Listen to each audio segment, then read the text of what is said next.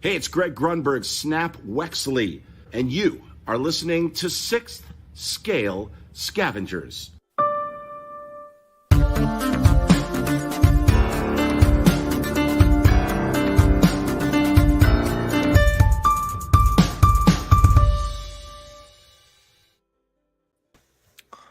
All right, Scavengers, welcome back to the show, episode 3 of the relaunch, the return of the Scavengers. I'm your host, Bryan, joined as always with my good friends, Chris and TC. Guys, 3 Thursdays in a row. It's a thing now. Hey, we'll just, do what we can here and see how it plays out. I think I freaked out all the admin team earlier today because, Instagram doing Instagram things. And, TC last time out mentioned that we try not to step on anybody's toes. And I saw a post from the Collecting Weekly guys on their Instagram page. And for whatever reason, it was like 2 days old, but it showed up on my feed and said live tonight. And I was like talking to the guys earlier. I'm like, oh man, we said we weren't going to step on toes, and it looks like Collecting Weekly is going live, and everyone, it's like, no, that was Tuesday. I'm like, oh yeah, I should know that. And then Chris thought it was Wednesday all day today. Bad scheduling work things, thinking I had 2 days left in the work week. Had to backtrack on a few things there. So what were you doing? Like, what did you realize I'm trying to schedule a meeting for Thursday morning and it's already Thursday afternoon? Like service calls for work, and I'm like, sorry, I can't get there till Friday.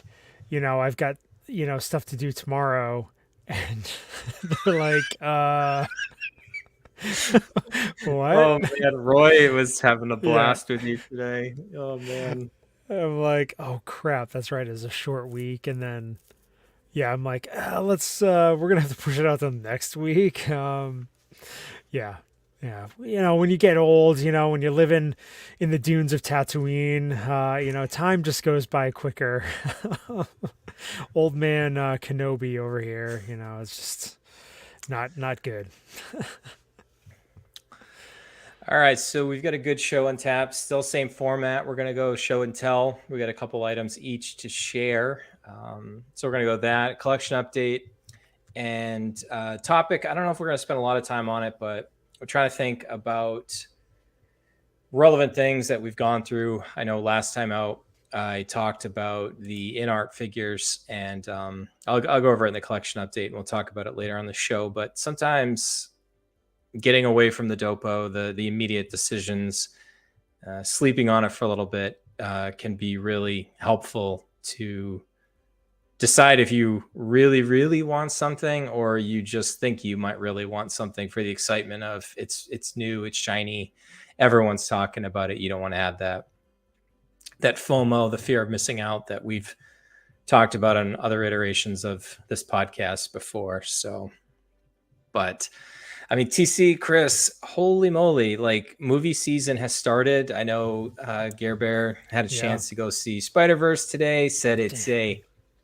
chef's kiss masterpiece. So my son is a huge Miles fan. That's his Spider-Man, which I think is awesome, by the way. That, that's the one that he relates to, just because that was probably one of the first Spider-Man movies that he watched was when we went to go see that in the theater. I mean, Transformers, Flash. We're going to talk a little Flash tonight. We're going to get some DC talk in, thanks to Chris. But Little Mermaid.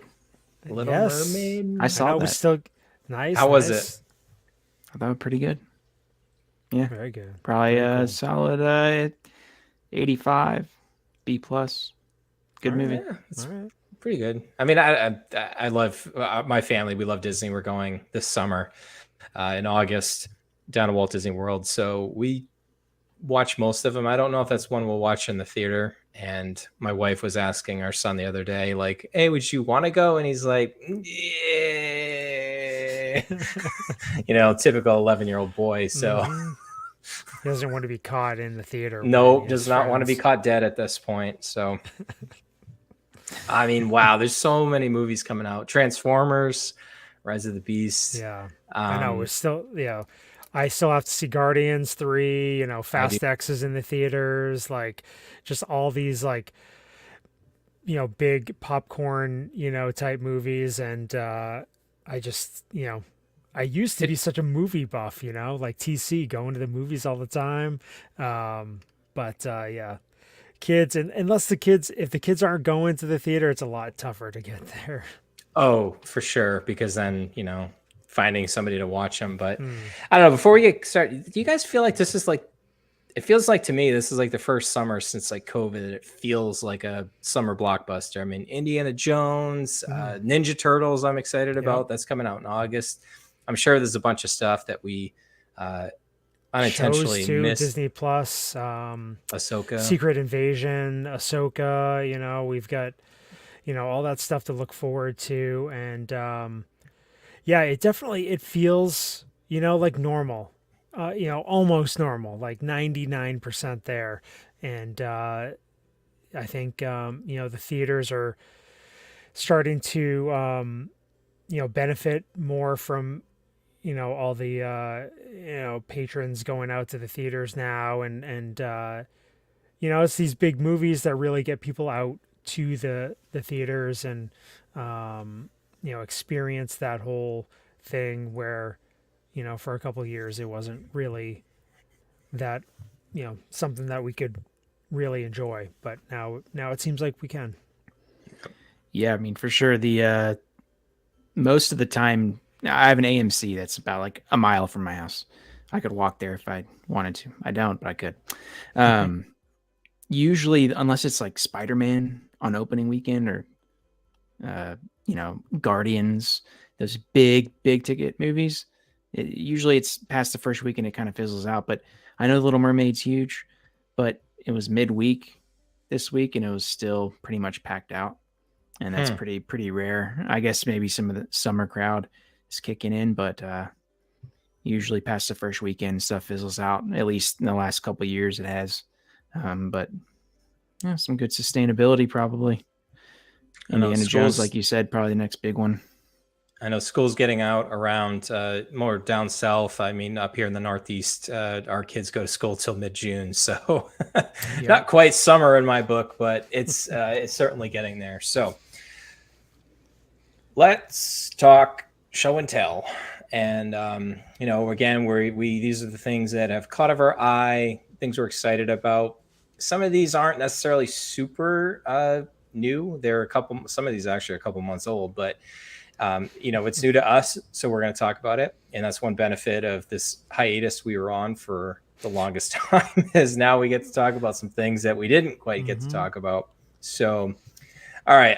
Only because this is on my screen and Chris and I were talking about this pre-show. I'm going to start with Chris, and his item here that we're going to talk about is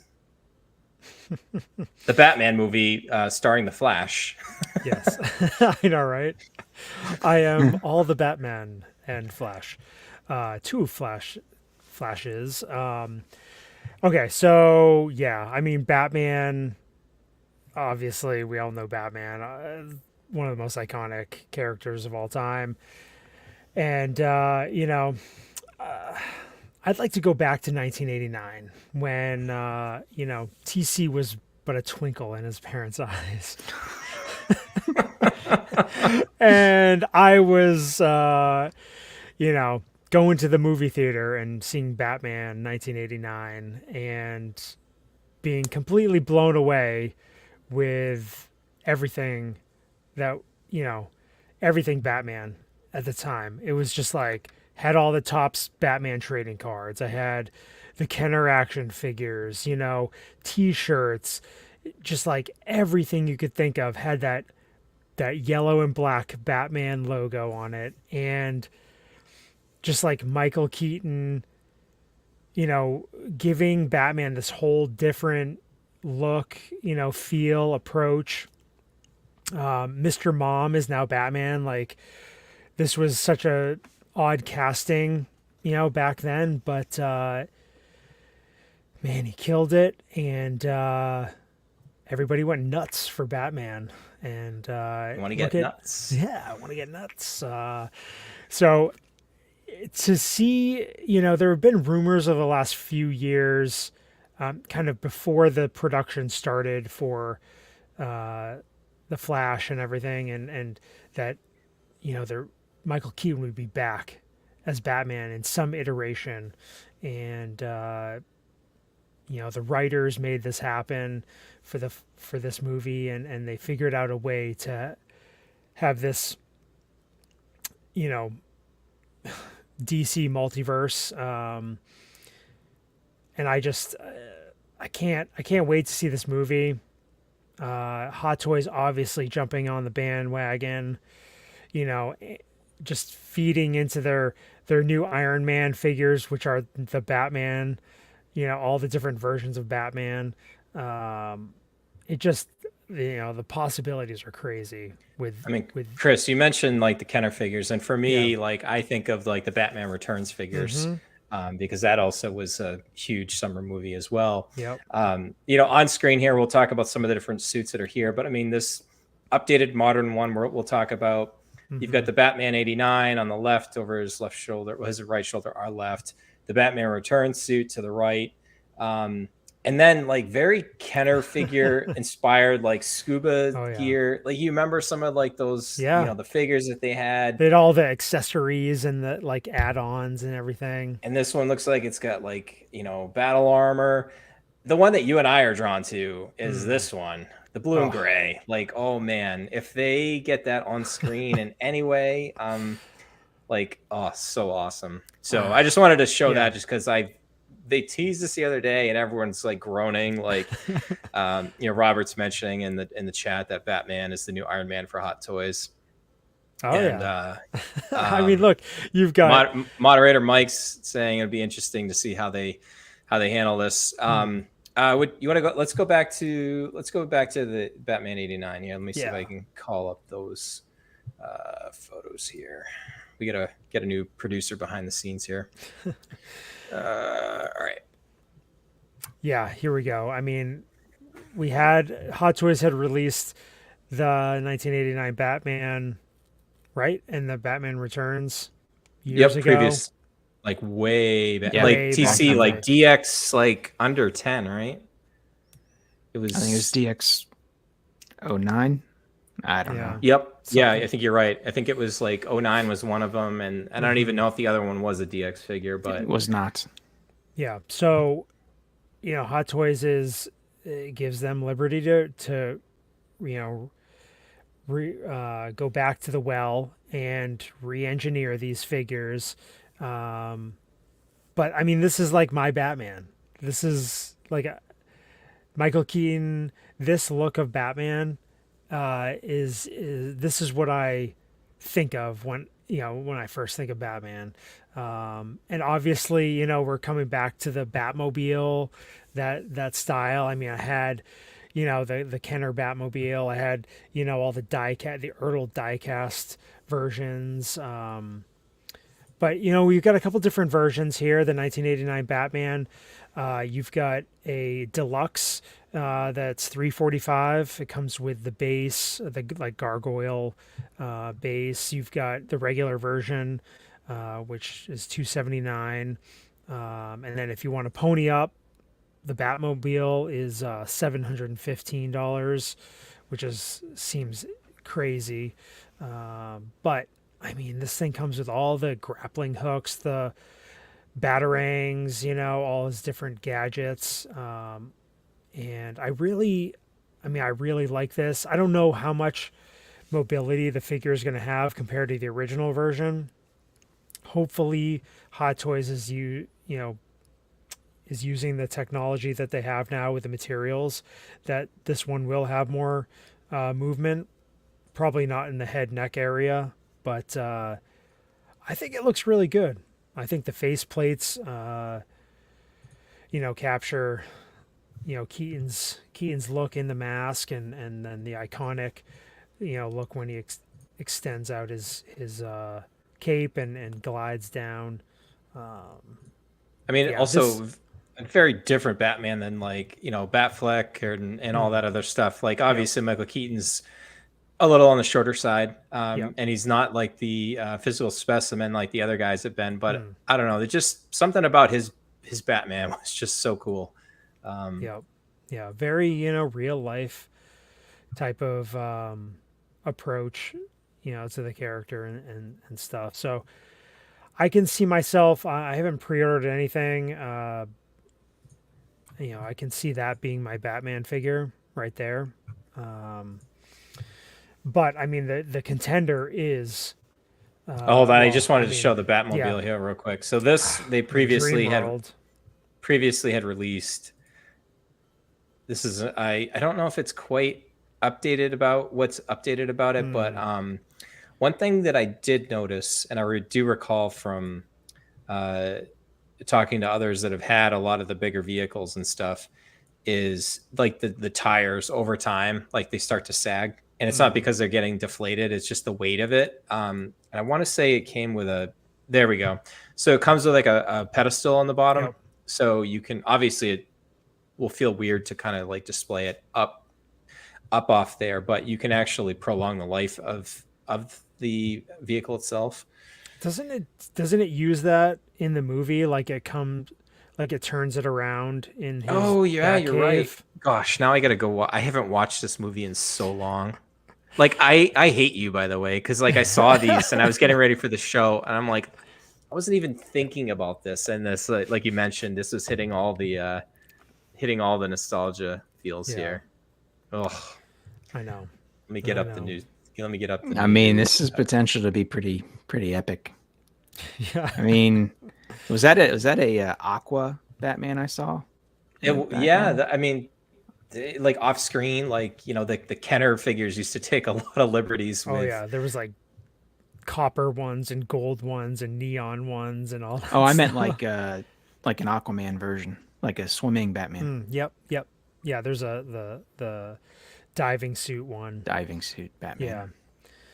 So, you know, the contender, you know, might be this modern suit Batman with an older, more seasoned, you know, Bruce Wayne, you know, Michael Keaton in the Flash movie. I mean, we've a lot of like early reviews are just, you know, over the moon with this thing, but you know, it looks like a natural progression of the suit design, you know, in universe, improving, you know, the padding and the armor and The face sculpts here. I mean, this it's is obviously it's mental. Like that's a like crazy. this is like I know, and I haven't read them, but like the Frank Miller, like Dark Knight Returns, like the older Batman, you know, coming back for like one last, you know, hurrah. This kind of seems like they're tying into that a little bit, but man, like this face sculpt is incredible. I know it's, and we know that Hot Toys has been really good at sculpting these older individuals, and just because you can get so much more character with their, you know, the wrinkles and whatnot. So, you know, we've got the eye rolling technology in there. Seems to be something that Hot Toys is using more and more now. And yeah, I mean, I really like the aesthetic of this suit, and we'll see how much he uses this particular suit in the movie. But yeah, there's like an exclusive, was that first edition, like exclusive. You can have the cowl like on a little stand or something. But this one is 305 on Sideshow. This set. So I don't know. I mean, you could make your own Batverse here. I mean, there's so many different versions. You know, all the different characters. I mean, we know we've famously made fun of all the Batman Forever figures and the you know, the Robin figure that came with the you know, the unnamed accessory there. I know. Like, it's crazy to think how many Batman figures there are now, especially, you know, with Hot Toys updating a lot of the Dark Knight trilogy figures, and then you've got the Pattinson, the Batman figures, and likely more to come for that from that that series or that version of Batman. So yeah, Care Bear Batman's the coat. I guess it's Definitely. just like, I don't know, for me, and this is just like, obviously I like Batman. He's just not my like main thing that I would look to collect, but obviously I have a lot of memories growing up of, the toys and the movies and everything. But having all these figures kind of all come out within, well, obviously some of these haven't released yet, as TC's pointed out before, but with the Dark Knight stuff and everything there, you just realize that how much Batman we've gotten since 1989.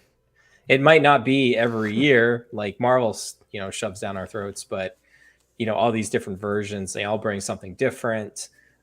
It'll be interesting. I'm cautiously optimistic about this movie now. I know we were talking to Roy about it recently.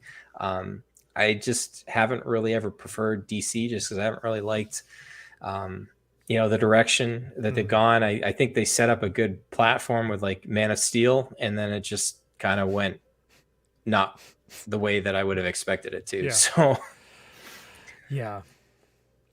I mean, this, could, I think it's kind of the way they're resetting things, again. And that's a whole other James thing Gunn in is itself. great. So I have a lot of Yeah. high hopes that he'll be able to,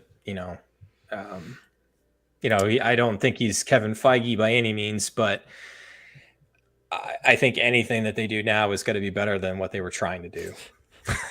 Yeah, there was definitely some misses. Low bar. Yeah. Unfortunately, it's a low bar to step over, but and not everything they've done has been bad.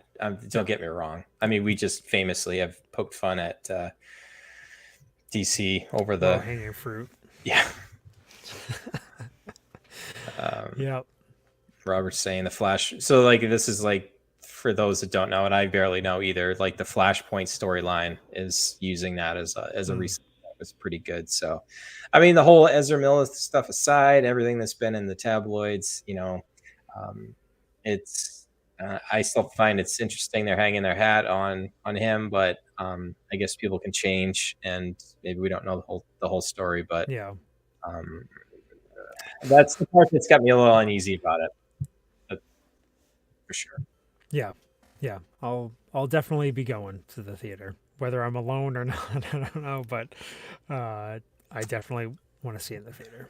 So before we hop over to TC's show and tell here, so like just do a quick like over under. Well, our good friend like Ray at Underground Figures, like how many orders do you think that he's going to take in like after tonight for some of these Batman figures? Oh man. Oh gosh, going back to I don't think we have days. I don't think we have that kind of sway anymore. No, definitely not. We're not pulling collecting weekly numbers on on an episode by episode basis to sway the purchases. But I mean, we know at that one point, like I was like, they had the Tumbler and a couple of like the Batman figures for the Dark Knight too. And I mean, you could pair up all your Batman figures with the appropriate Batmobile. That's right. You get the whole lineup. You get the camouflage one. You get the black one. You get the Bat Cycle. You get the Bat Pod. You get Jazz Inc.'s Batwing. You like. And while you're at it, just get the Back to the Future time machine and all right. that. And it's a very slippery slope. Oh man, it really is, and there's lots of temptations out there for us collectors. All right, let's head over to TC's, and I think we'll all have comments about this one. This is a very good choice. This one's only 2 years old, but well, it just released, so it sure just released. Yeah, man. My show and tell is the Bespin Luke Skywalker figure. So I don't know about you guys, but this always kind of just it puts to me like the action figure. Like I don't know, it's just. Whether or not Hot Toys did it perfectly or not, it's just the concept of a Bespin Luke to me has always been like an amazing action figure. I don't know what it is, but just like the suit he's in, his costume for the scene. And yeah, it's just one of those figures. I think the first Hot Toys figure I bought was maybe Darth Vader from A New Hope in 2015. But this was after, like several years after this figure was released. I think this was released back in 2011 or 2012. It was one of, if not their first Star Wars figure they ever made, the DX07. And I don't know, it's that 2-pack has always been a classic. And to see them remake it and do it well, yeah, I think this is one I'm definitely I have on order, and really excited. But it's just a classic figure, and now R2 D2 is out. The Attack of the Clones version is a great way to pair it together if you don't have the OT R2, and you get the two different hair sculpts, and you get if you go for the deluxe, you get the Darth Vader, Luke Skywalker helmet, the sculpted, the Luke Skywalker, Darth Vader helmeted sculpt, that extra piece. So really cool figure. Yeah, there it is right there. Yep. And I don't know. I mean, it's not a 2-pack like the original one. I think you can still find the original one if you really want it. Even new, it's still out there, for $500-600. But yeah. So I mean, like this looks like it's right out of the movie. Yeah. I mean, Chris, like I'm looking through some of these photos here, and from some angles, my God, it looks like Mark Hamill, like spot on. And then there's others that it's like mostly there. And I honestly haven't looked at anybody else's comments about this. I haven't read any of the reviews. This is just strictly, what I remember. I think the rolling eyeballs help a lot. Yeah, definitely. That one, like this, that one looks really good, I think. I don't know, we lost Bryan. But this one that looks great. Technical difficulties. But there we go. I mean, yeah, okay.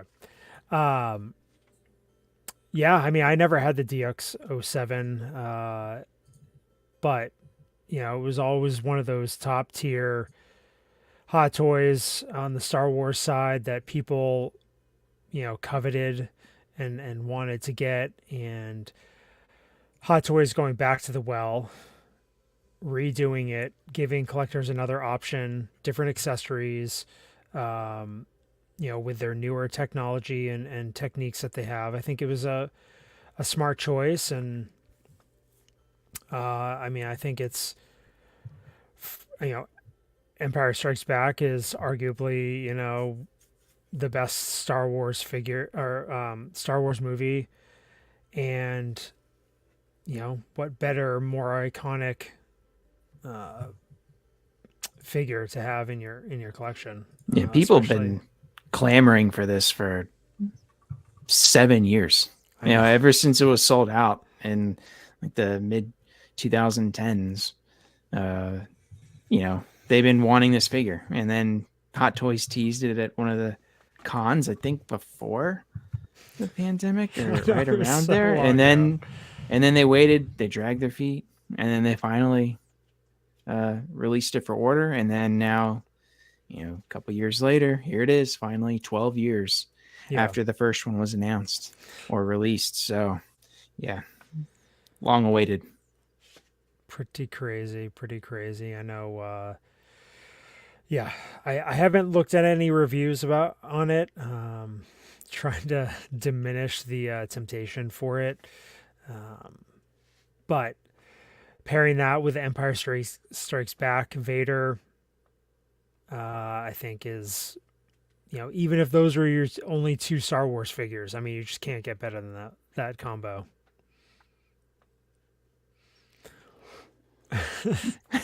I know, Bryan agrees. Frozen. I don't know if he agrees. This is kind of looking a little disagreement, but yeah, he's having an issue. Yeah, I don't know. I mean, is that so? You've got it on order. Where do you have it on order from?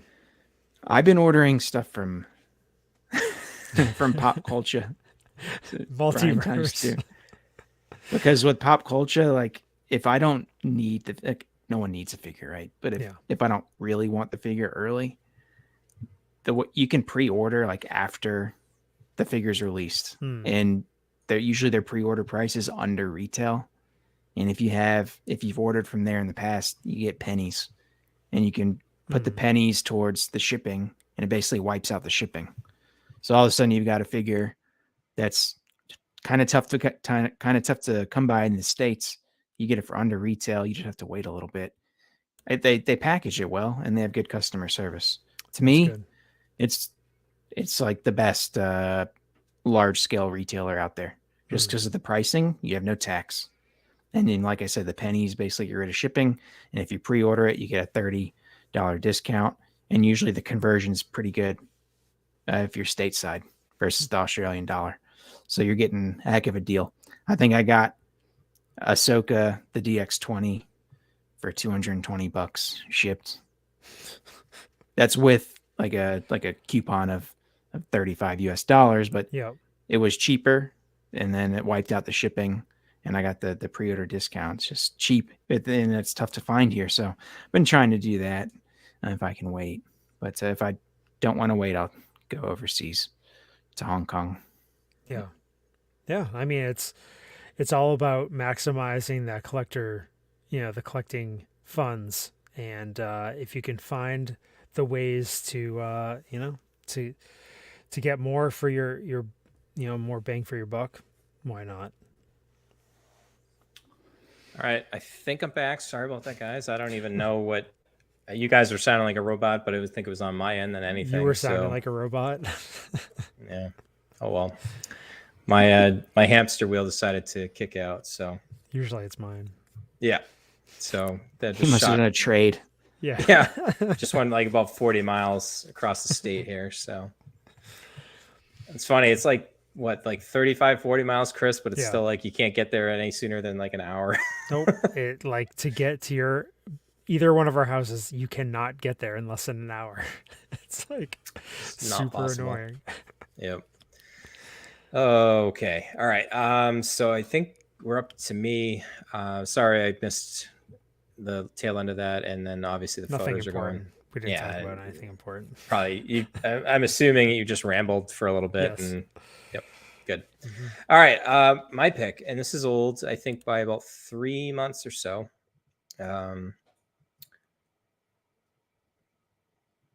And I got to hold on, because I hopped out. I need to reshare my screen. Rookie moves here. Rookie moves.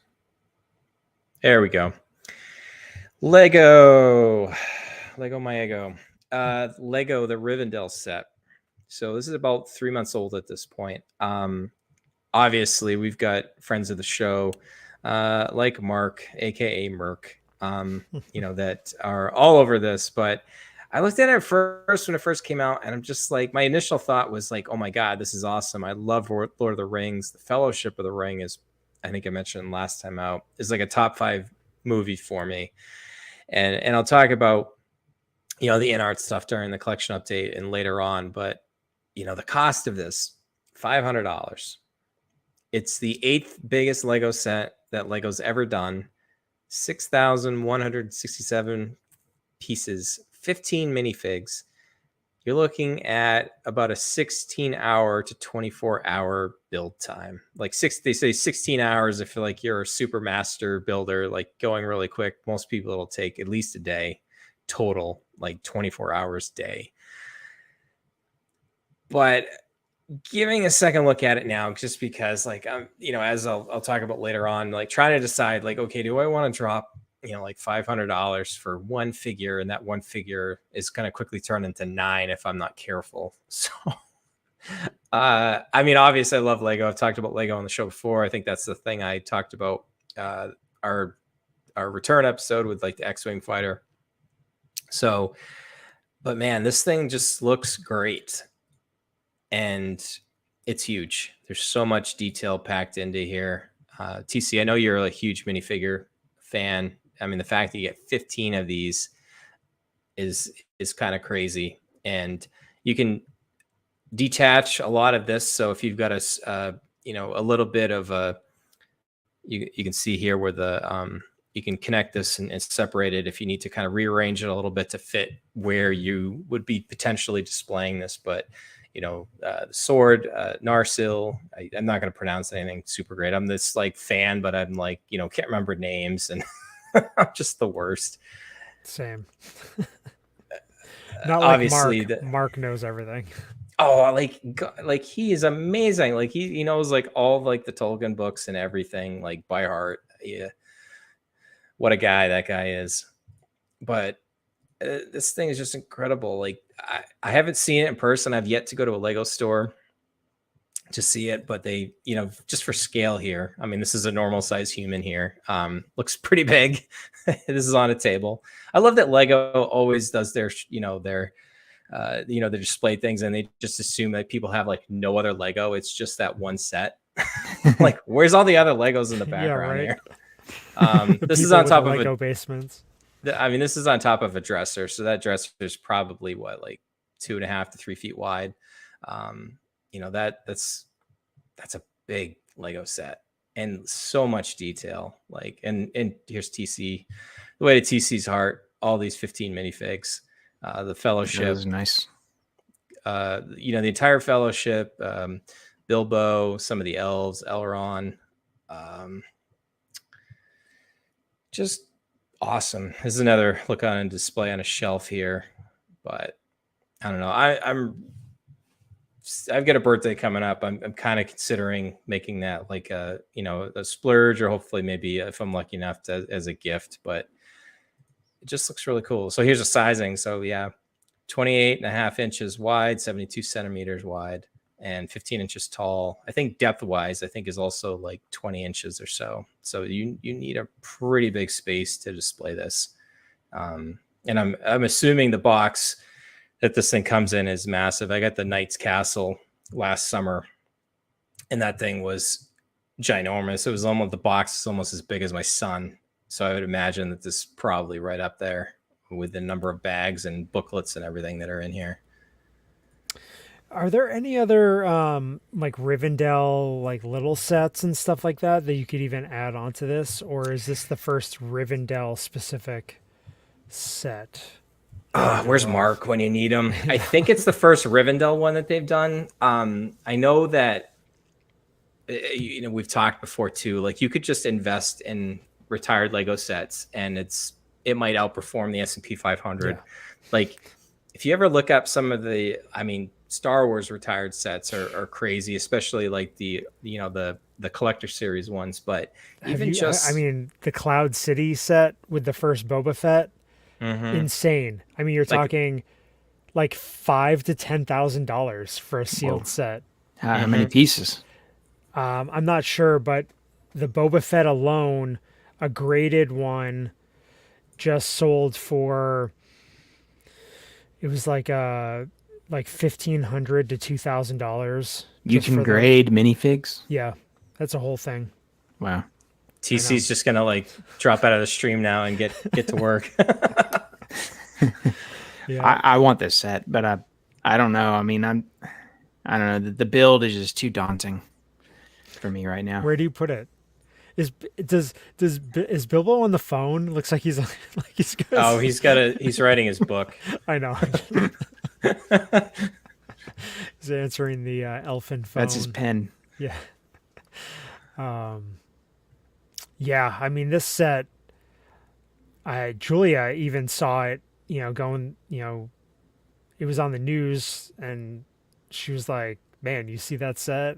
She's like, that would be so fun to build, but yeah, where do you put it? And then your girls would destroy this. They would destroy it. I was lots of little pieces. Oh my god! Little leaflets, little shingles. I know one of them would like trip and like just fall on the entire thing and be like, "Oh well," and just run off and not care. So if I bought this, the problem is I could not just buy one and then not buy another one. So it's either 0 or 2. Or 3. You're looking at least a $1,500 investment because you're gonna buy one to build and display, take out the minifigs, You're gonna buy one just for the minifigs and then sell the entire set. You're gonna keep all the bags sealed. That's not a bad otherwise, idea. And then you're gonna keep one for just in case. I know. So it's right now it's at 0, and it's gonna stay at 0 for a while. Rock one, But- stock one, and just in case. Man, I wonder what the return on this thing would be in about 10 years on this set. Well, Probably here's the massive. thing. Like, I Yeah. think it would take like Lord of the Rings to come back into. I don't want to say like a reboot or something. Like, it's just tough Which is going because to like. happen. Oh yeah, I know. But and we watched the Amazon, Yeah, show. It This was is okay. it was okay. And I think it got people back into like Lord of the Rings, but like unless they redo the movies again, like I don't see that there's a lot that they could do. And it would take something like that to get new younger collectors to go back and look, because I mean it's the diehard Lord of the Rings fans that are keeping, that fandom really afloat, just like Star Wars fans did, Yeah. in the dark times in the 90s. But there's a constant flow of new stuff that keeps it relevant. So that would be my only fear, is that there's never something that they do that keeps it like in the forefront for somebody to go back and be like, hey, remember that movie that came out like, 20, 30 years ago? I want that Lego set from it. I don't know. I mean, they're classics. I mean, I watched. Class is permanent, my friend. It is. I don't know. Like, speaking of class, I watched these movies so many times in college. I'm pretty sure I wore out the DVDs. Yeah. I don't know. It's again, like if I could swing this type of thing, I would love to go down that, the rabbit hole. Or Shooter's saying Lord of the Rings is forever. It really is. I mean, the books and stuff, I don't know. Like, I'm just talking, diehards aren't going anywhere. I'm just talking more of like the casual, bringing in, the casual new fan, the fans willing casual to fan, casual spend. collector. Does Ben's generation like it? Well, I don't know. I've had He's more of a many Miles guy. He is. I've had many conversations with my wife about when is it appropriate to show him the movies, and I had to convince her that they're PG-13, and he's probably seen far worse. But she's like, "Well, those scared me when I watched them." I'm like, "Oh, I'm not gonna win that argument anytime soon." I know. I lose that argument all the time. All the orcs and like the way they're like birthed out of the ground and stuff, like super disturbing. But yeah, I mean, it's it'll be interesting. Mervin's, if they ever did a Helm's Deep, oh my god, like appropriate one. I know that they've done one before, but like the big one. Yeah. Oh, Jesse just hold on. Jesse just popped in, but he'll catch it afterwards. We were talking Lego, man. Helm's Deep. I love the whole trilogy is awesome. Like the Two Towers with that Helm's Deep scene. Oh my god, it's amazing. Return of the King. Yeah, I don't know. This is the Lego set that's catered, to me, the one that doesn't go out and buy all the little sets, but I'll go splurge for a big one. It's the right source material. That's the thing. If you you can nickel and dime yourself to hundreds if you're not careful with Lego. But if you just hold off and go for the UCS and then the Master Builder sets, and you get these ones with the 15 to 20 minifigs, and a lot of the minifigs, because they're part of the Master Builder and UCS set, they're unique. Those are the ones that I think have a lot of longevity. They all do, but if you want to limit yourself, not buy every set that's at Walmart. This is kind of the stuff that's pretty good. Yeah, and we know that it's going to hold at least some value, even if you open it and build it. Save all those baggies, save all the manuals and everything, and if you're crazy enough to take it all apart and put everything back the way it was, I mean, there's value there, and those minifigures will help hold that value as well. Wow, 45 minutes in, and we're just talking about our show and tell items here. So collection update will be a lot quicker. Yeah. Actually, we don't really have too much to cover the rest of the show. That was kind of the bulk of everything. So I'll go first with collection update. I didn't add anything. I've still been doing a lot with F1 cards and grading and selling and stuff like that. But I did think long and hard about the in-art figures that we talked about on episode 2. And I still think they're amazing. But I think one of the things that I've tried to learn, and we'll talk about it in our segment here too, is like that want to have versus need to have versus like, do I really truly need this? And I think taking those couple days, and I even told our scavenger council, like, I'm really considering it, but I'm going to sleep on it for a couple days. And I still would, if I had the disposable income and everything to just go do it and not think of bat an eyelash at it, I would probably go do it. But the fact that there are those, decisions to be made, I actually decided against it for now. And I think they'll be available down the line. I mean, yes, are they going to be costing probably more than they do now? But I think you have to be like okay with like knowing like if you don't have the ability to do something like that today, knowing that if you decide to do it in the future, it just might cost you a little bit more. And, there's, not to get nitpicky, but I mean, like the figures look great and amazing, but like, there's still like little different things. You're like, and for the price tag, you really got to want to love it and love it despite its flaws and everything. So I know that they just released some of the updated production things of Gandalf and all the doodads that come with him. And it's like, I hope, Chris TC, that I'm learning, getting a little bit better as a collector, but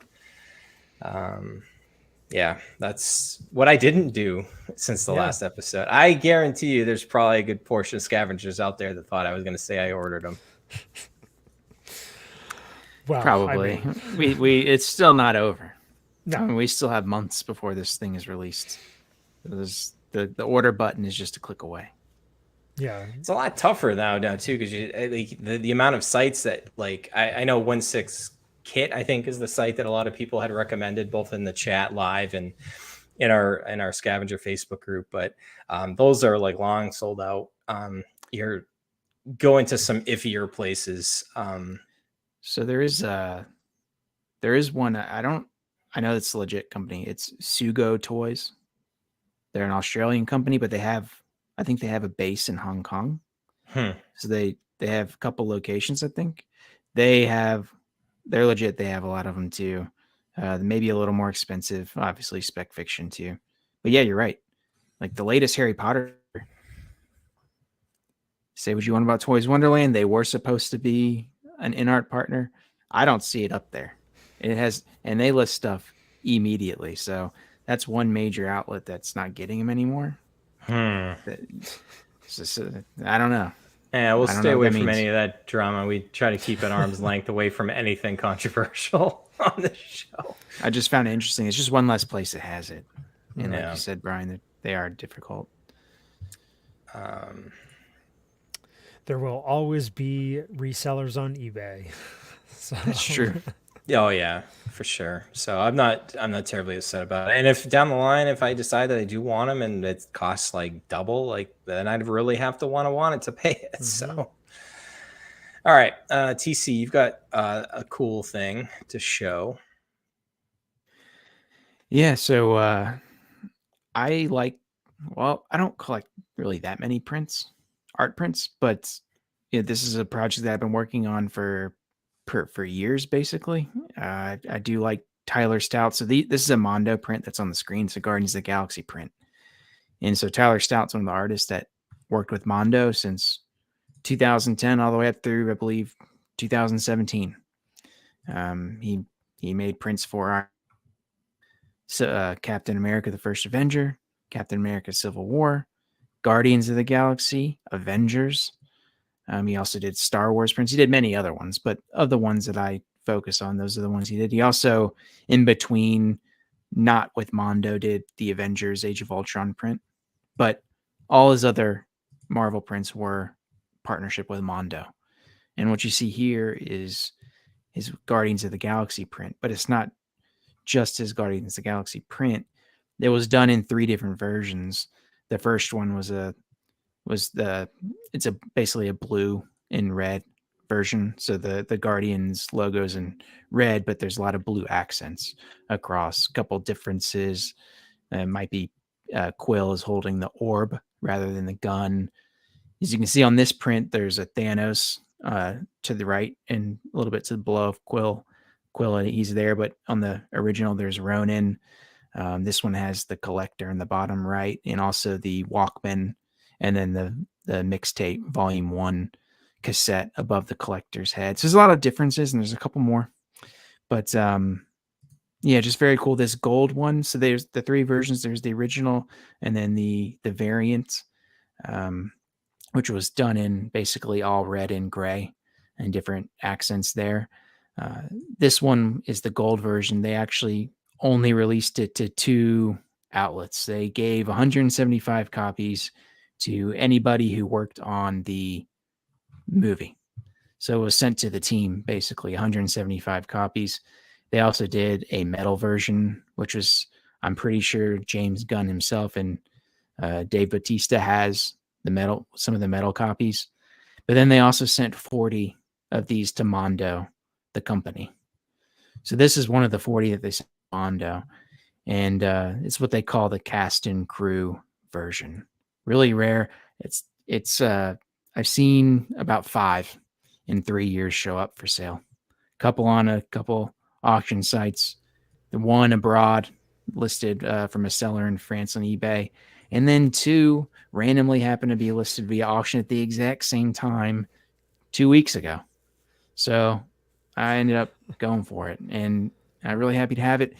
The thing about it is I'm sure I could have reached out to the groups and said they don't have this copy, but in terms of public sales, I can only count 5 or 6 times, and really happy to have it because it completes my Mondo collection, so to say. I got it framed, and now it's on my wall. So you got a panoramic shot here. That's incredible. Yeah. So I have it's 7 different versions that I've gotten over 3 years now. So to the left is Captain America, Civil War, the variant. It has all the newer characters like Scarlet Witch, the Falcon, and has the class and Spider-Man, who was newly introduced to the MCU in that movie. And it has the classics like War Machine, Black Widow, Ant-Man's also on there as well. And then to the right of that one, I got the original Avengers. And these are all signed by Tyler Stout, except for the Guardians, the new Guardians one. And then I got the Avengers, and then the 2 Guardians ones to the right of the Avengers. So the Avengers and the Guardians are AP copies. And so those are those. And then on the far right of my room, it's actually when you first enter the office, they've got the 2 Iron Man versions. So the Iron Man up top is the base version. That's artist proof copy. And then I have the variant down below. And the cool thing about the variant is it actually glows in the dark. Huh. No kidding. Didn't know that, but it does. All the arc reactors glow in the dark. That's sick. Yeah. So it's pretty cool. The Iron Man ones are made in 2010. The Guardians versions were made in 2014, Avengers in 2012, Civil War in 2017. And it's just cool. They've got all the credits underneath them. So you can see the differences over time. Like in 2010, it was Paramount Pictures in partnership with Marvel Entertainment. And then it slowly changed over time to Marvel Studios. And then in association with Paramount. And then it was just Marvel Studios from when it Guardians on. So it's cool to see it's like a time capsule essentially over time. So awesome, man. Those are just stunning pieces of art, and they really, it looks good having the whole lineup there. Yeah, thanks. And I know, Mondo's not Mondo anymore. Funko bought them, and it seems like who knows what's going to happen. Yeah. So I don't know if the best of Mondo is behind us, but we'll see. But it's cool to get those when I can. Always have my eye out. Oh yeah, Yeah, that's a whole other rabbit hole. Like, it's good to be limited with the space because you have to be very choosy. Yeah, So, for sure. all right, my collection update. I had mentioned, I think, on the first episode back that I had gotten the Ahsoka official teaser poster, and like TC, I wanted to get this thing framed up, but I went a different route. I went with this type of frame from Spotlight Displays, and it's a front mount frame. So all the frame is all hinged and it all pops out, and you can put the poster. This is a 27 by 40 dimensions on this thing, and you've got a backer, like an acrylic backer, and then you've got a clear acrylic front, and then it protects it in there, and then you close all the sides of the frame, and it just like locks it in place. And what's cool about these is they mount flush to the wall, screwed directly through the frame. And yeah, so I was pretty happy. I had to get this framed up right away because I have a portfolio with all my prints and everything in it, but it's only 24 by 36. And I wanted to get this thing set up, and that's what it looks like with the frame all closed up. And yeah, I'm crazy, and I'm putting this on the ceiling of. So how do you do that? Does it have to go into a stud? Not every. I mean, it's not that heavy. So if I can get a couple into studs, it's fine. But I've got like the drywall anchors for the other mounting points, and yeah, and it's really tricky to mount this thing because you need basically scaffolding to get it up onto the ceiling of the decline of the stairwell above, and yeah, and then you have to ask your wife to use a broomstick to hold the print in place. Did you do it already? Did you do it? Not this one, but my Clone Wars print that I had, the theatrical print. I had mounted that to the. I can imagine her being really thrilled to help you do that. She was so happy, and she saw the package show up, and she's like, "What is that?" And it comes all disassembled. You have to assemble the whole frame and everything, and then the acrylic cover's all wrapped up and everything. I'm like, "Oh, that's another one of those frames." She's like, "Seriously, I'm gonna have to hold that broomstick up again." So yeah, yeah, it's the joys of. I can just picture her grumbling the whole time. Yep. The least amount of time she has to spend in the basement, the better for her. So yeah, and then my father-in-law, well, because I have the Clone Wars one, right as you walk into the basement, it's like right there on the ceiling. It's like, boom, there's that. And my father-in-law, he had to feed the cat one night for us. And yeah, and so he was like, "Hey, Letty, could you have any more Star Wars stuff in that hallway in the basement?" He's like, "You're such a nerd." So yeah, there'll be just more stuff for him to make fun of me about. But anyway, where are you putting this one? Because the other one's in that spot right when you walk in. And so now this is on the next landing down to the basement. So my stairs don't go all the way down into the basement, like straight on. You go down to a landing, and then it turns and goes down, and that'll be on the second landing or stair decline above as you step down into the basement. So yeah, it's a thing, and I have a problem. So and it's yeah, it's quite evident. All right, let's go to our topic. And this is kind of not necessarily thrown together, but it just a lot of stuff that the three of us probably talk daily about most of this stuff, and obviously this audience and our scavengers haven't really been privy to that. But Chris, probably TC, I'd say probably the um, psychology of collecting in the hows and the whys and stuff like that. I know personally that's something that I've been, especially in the last month or so, have been really trying to go through.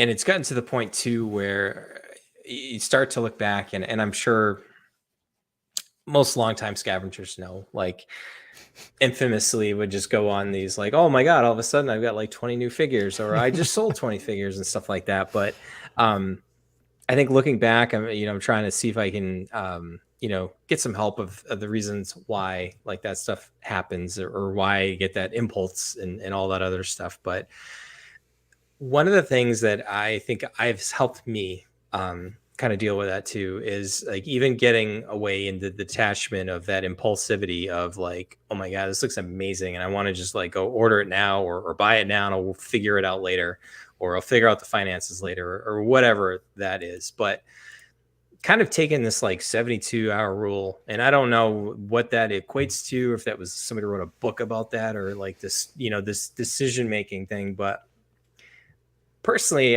why we wanted to talk about this with our audience here is like, for me, I think it's helped, like, especially as I mentioned earlier with like those in art figures, like that day, especially when I was talking to our scavenger council about it, like it's like I had just discovered that these just existed, and I was like, oh my god, like these are amazing, like, and going down an infamous rabbit hole for myself. Like I had to know everything that I could possibly get, know about them, look at reviews and all this other stuff. And ultimately I kind of was like, well, they're awesome, but like, do I need them? And should I splurge on this and then not get other things that I had kind of planned? So I don't know. There's a lot to unpack there. I went on like this Letty rant, so and ramble. No ending in sight. No, I mean it's real. It's definitely something that long-term scavengers know. We've gone through these ups and downs. The collections have made big changes from one property to another, and so on and so forth. And it's kind of this progression as a collector, and you kind of go through the highs and lows. I mean, maybe we're thinking a little bit too far into it. Maybe there's collectors out there that, just buy, they're able to buy what they want and they don't really think too much of it. But for me, like, this idea of waiting is like really important for me. I've been implementing this, for a while now, and trying to work on it. It's definitely, the dopamine hit is real when it comes to buying something, hitting that pre-order button. And I think it's taking a step back and assessing the situation. And it's like Bryan said, asking yourself these questions. Is this something that I really need now? Is this something I really want? Is this something that I think I will want long-term?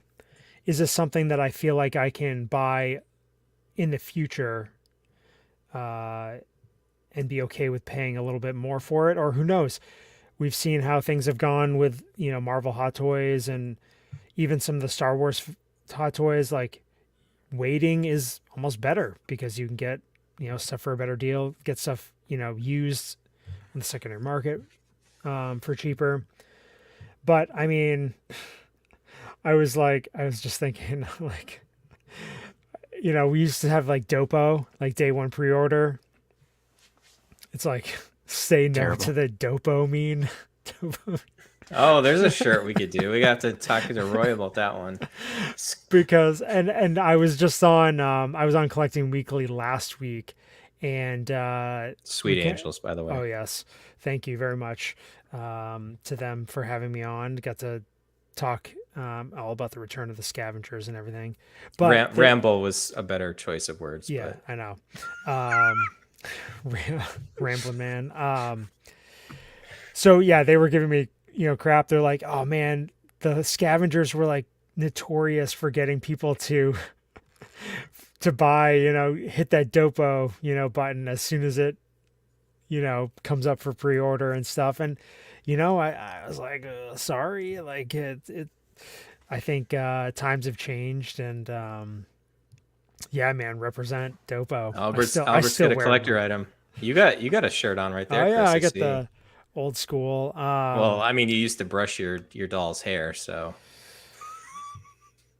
I still do, but it's okay. All right, it's okay. Not in my wife's size, but for me, it's okay. But anyway, taking a breath and thinking about the situation, I think it's healthy. And one thing that I found was a big problem for me was hitting up the shops, hitting up, going hunting, which I love to do. I love to do that. But I always found myself, not every time, but a lot of the time buying stuff just to buy something, thinking it's a good deal. And then it's like, why did I buy that? Why did I feel like I needed that? Sometimes the purchases were warranted, like if it was for inventory for the shows or whatnot, and I knew that it was a good deal and I knew I could definitely make money on it. But I also fell into the trap there where I felt like everything was a good deal. And then you start accumulating stuff, and then you have to think about how do you get rid of the stuff. And yeah, so all things to talk about, with yourself and reflect on. But I don't know, TC, what do you feel about this? Well, I think those are great things, great strategies, good points. When the Scavengers first started, the Hot Toys count was like 300. Mm-hmm. We're now at Hot Toys, I don't know what, 750. What is it, 7 something? So I think, I don't know, in a way it's almost gotten, to me, easier, because you're always like along for the ride with Hot Toys, and you only get one at a time. So like, Civil War, Iron Man's out, we got to get that one. Then after that one is Civil War, Ant-Man. That's the best Ant-Man. Well, now that we've had an extra 400 to 500 figures added on to when I first started collecting into the early 2s, MMS 200s, well, now you have a library. You can pinpoint what you want to target. Not only what you want to target, but like within a line that if it hasn't been, built yet fully, like Mando or, some of the Star Wars stuff, or, if you're big into, I don't know, this 89 Batman stuff, well, you can, to me, it's easier to prioritize one specific line or a couple specific lines, because there's so many. Like, you're not, I don't know, some people will do it and that's fine. Are you really going to collect like 500 Hot Toys? Like, are you going to continue to pace yourself 3 years from now? Yeah, I'm going to get the next release and the next one. All of a sudden you've got 500, you got 400. And if that's your thing, that's your thing. But at the same time, it doesn't have to be.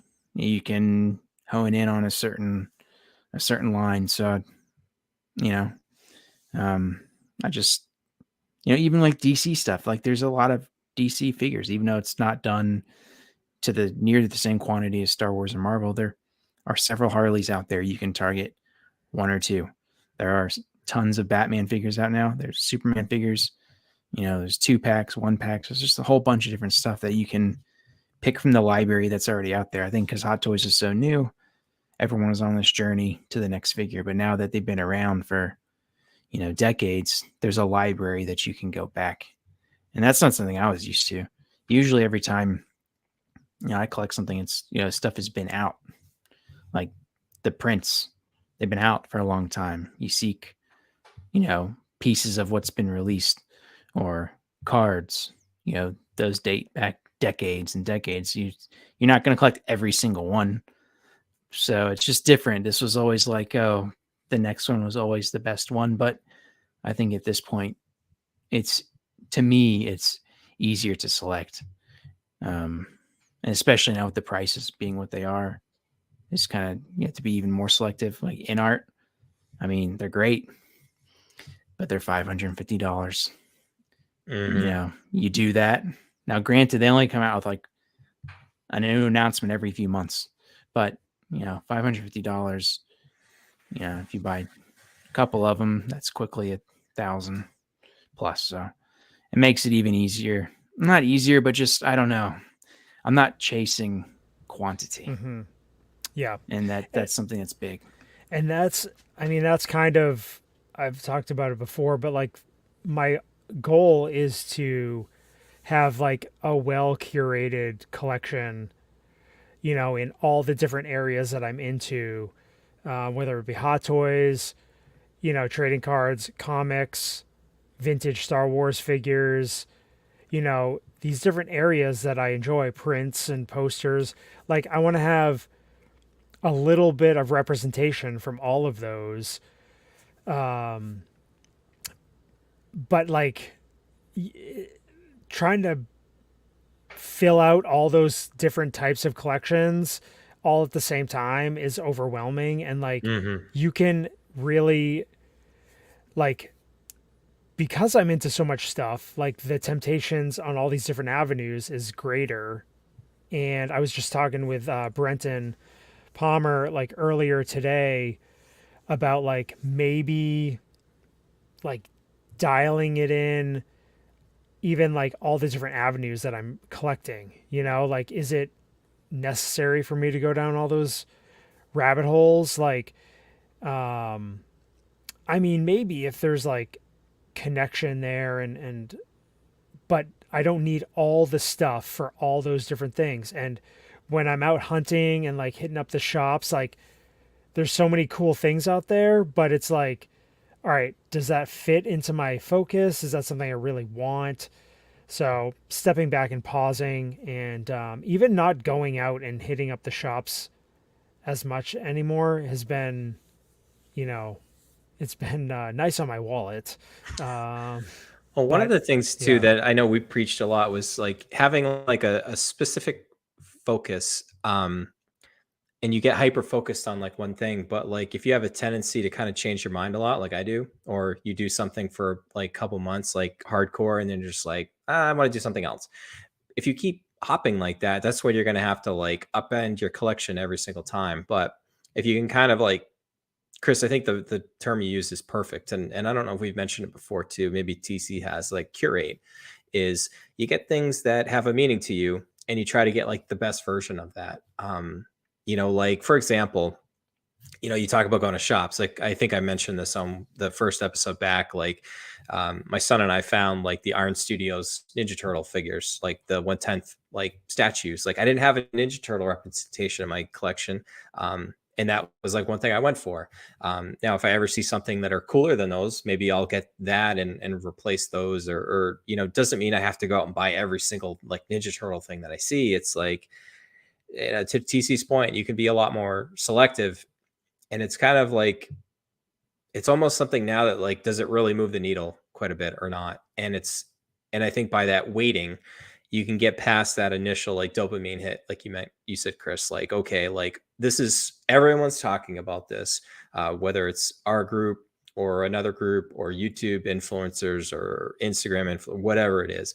It's like, once you get past that initial like hype of that, like 24 to 72 hours. And at that point, you're like, do you still feel like that same way about it?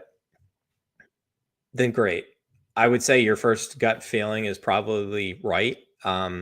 However, by giving yourself those couple extra days, you can really kind of make maybe a little bit more of an informed decision. But I mean, we're collectors by heart, by trade. I mean, most of us have been collecting our whole lives. Like it's just natural to want to accumulate stuff, but you don't want it to just be stuff you're burdened with, because then it's kind of like a ball and chain, like you said, Chris. Like you might get a good deal and you buy something, but then afterwards you're like, okay, A, what am I going to do with this? B, do I really care about it?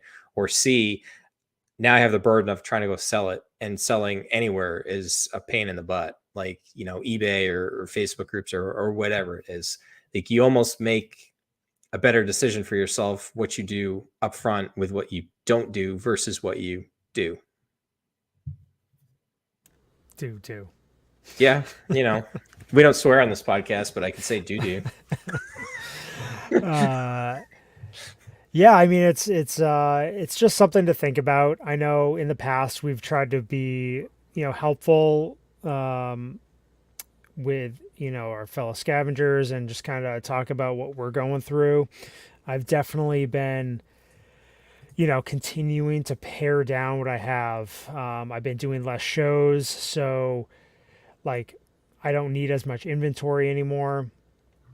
I've been doing a lot of online sales, and I've had some time the past couple of days to go through like my Ahsoka collection, my Star Wars Rebel Commando collection, and some other things.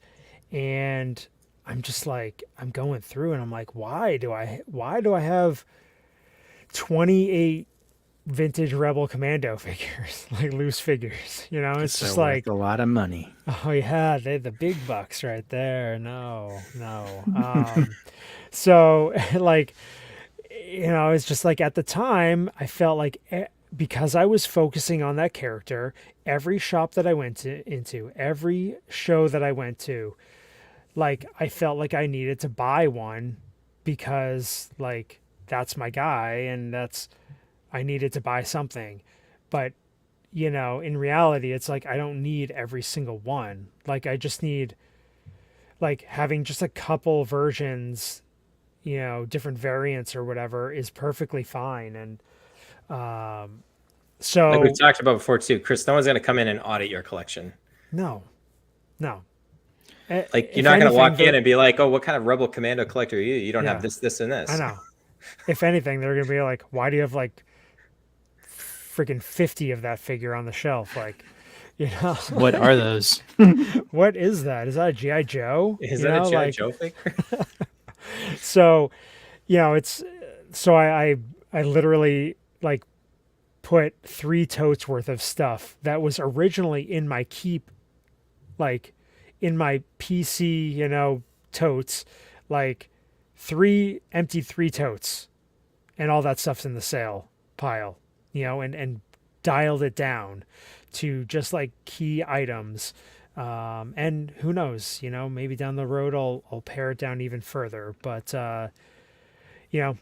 it's those types of things now that it's always it's just a continual learning thing. It's continually like making a lot of the same mistakes again. But I don't know if I talked to you guys recently for some reason it finally like clicked for me recently. I could relapse again, but I think it's why it's important to kind of talk about these things and not just talking about like all the different things you could go out and buy. I mean, real quick, like sometimes though it is like, you can watch the reviews, but sometimes it is just good to get a figure in hand just to see. Mm-hmm. And maybe like, for instance, I bought Bo-Katan. Everyone was buying Bo-Katan. So I bought Bo-Katan. It's not my favorite figure. I don't know. I mean, the character's great. I don't think the articulation is good at all.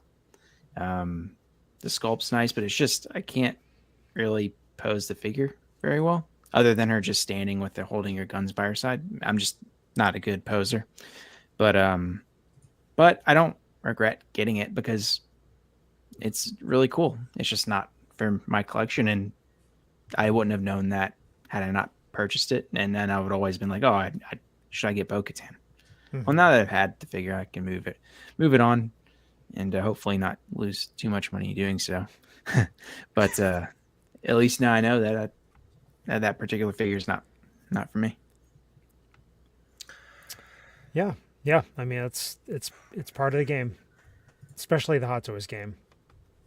I know. Robert jumped back in. Therapy session, but anyways, this is what we do. We help each other. We help scavengers. These are all things that we deal with.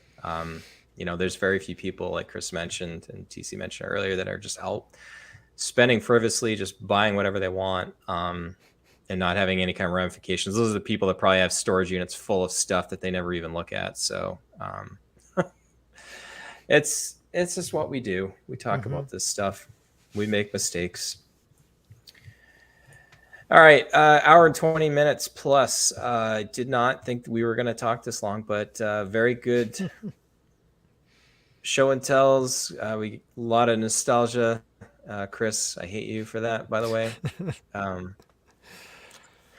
And obviously these good topics. So I don't know, guys. I am really glad that we're back doing this. Hope everybody's appreciating like the just real talk. I mean, we're just kind of not hyping anything up here. These are just things that we're excited about. But even if we're talking about them, like, even last time out, like the in-art figures, I was really excited about them, and I wanted to talk about it, but I almost talked myself out of it.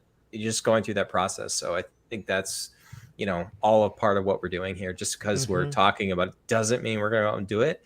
And like TC just mentioned, like you can still get something in hand and decide you don't want to keep it. You can sell it. It's part of, you can't just keep adding. You got to eventually have stuff going out the door too, because you'll just run out of money or space or both.